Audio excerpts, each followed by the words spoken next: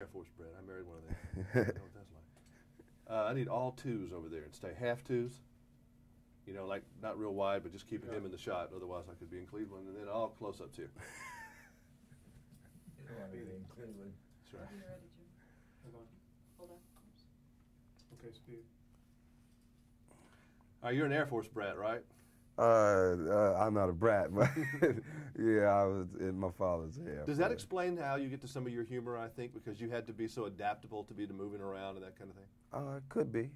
It's a possibility, yeah. I think I come from a very funny family, you know. Yeah, were you always funny even as the little Martin Lawrence? Yes, I always trying to do stuff to make people laugh or whatever, and my mother, boy, you making me laugh, get on out of it, you know. Did you get thrown out of school ever? Not thrown out of school for making them laugh, just, you know, want me to calm down and save the last 5 minutes to make people laugh. See, I even had to go to the principal's office for singing in the back of class and stuff like that. Okay. So, I mean, I was always getting in trouble for that. So you must have, you've had very lenient teachers. Yes, I I'm think. sure Martin was and I was that. funny. I think it was funny. So if it wasn't funny, I would have had to go to the principal's office a little more. When did you know that this acting was going to be your thing? When I had some fun and do the right thing, you know, when that was my first film, and I happened to like it. You know, I was just, and then House Party came along. I said, wow, I would love to do more of this. Was there anybody that we would know about that inspired you, that you saw them on screen and said, man, that's pretty cool, I want to be like them? Or I really look to the Richard Pryors and the Eddie Murphys and things like that, you know, the Robert De Niro's and Al Pacinos. I'm big fans of those guys. So if someone says there's a little bit of Eddie in you, that's a compliment, right? Yeah. Because Eddie's a funny guy. Very Raw funny. is one of the funniest things I've ever heard. Exactly. It's very funny. I don't know if you could do it today. It's not politically correct, but it's. Are you politically correct? I don't know. I think that's to each his own opinion. Yeah. Do you think about that if you're doing stand-up, trying to say, well, I better not say that? Kind of filter As long as yourself? I'm politically correct with myself, I think that's all that really matters. You know, as long as I understand what I'm talking about, you know, and then I can get that kind of thing across to the audience, then I think I'll be all right.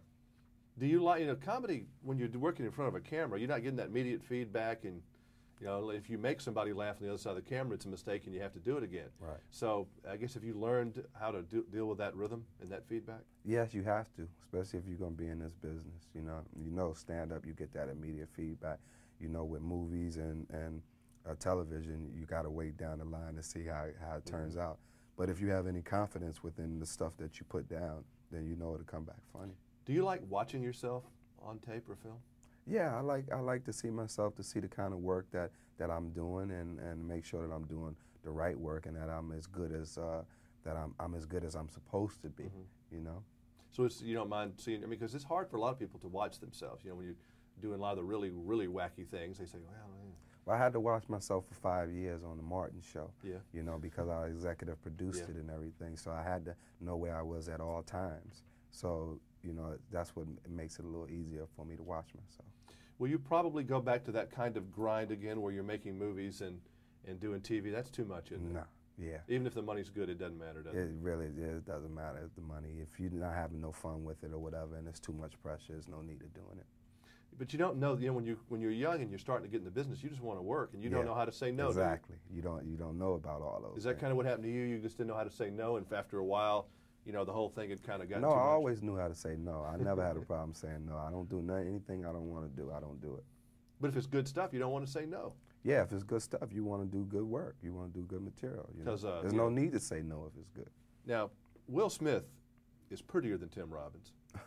Wouldn't you say? I mean, he's a pretty. I don't know which one's the prettiest, but which one do you choose if you have to do? Would you like them both? They're both good in their own way? I like them both. I think they're both good guys, and I enjoy working with them both. You know. They're very different guys, aren't they? Yeah, yeah. Tim more straight-laced guy. You know. Will's his own man. He does his own thing, but they're both cool guys. Did you find that you felt challenged to try to get Tim to laugh and loosen up sometimes? Yes. You were doing the Martin thing on him? Yeah, sometimes, but you know, he just gives you that look sometimes because he's so tall, you know, but he has his own brand of sense of humor, and if he does laugh at you, it's well worth it. I mean, to see somebody like Tim there's a scene in this movie called When His Feet Get on Fire, and you're laughing and having a great time watching him, but it's funny to watch people who are not funny sometimes be funny. Yes, it is. It's kind of a neat thing. But I wouldn't say he wasn't funny. He was very funny. Yeah. He is very funny, but he can be very serious at the same time. No doubt. Really on a turn of a key. Yes, he can. Now, would you like to do really serious drama, or is that just not something you want to do? It depends on who's directing it, who writes it, and if it's the right project for me. I have to be believable in the role. How about turning on the comedy? You know, you do some really wild, outrageous stuff. Do you have to kind of get into that zone a little bit and then kind of go there, or can you just turn it on real quick? I can turn it on. I can turn it on if I have to. It depends on how I'm being talked to, the director and the writers and all that.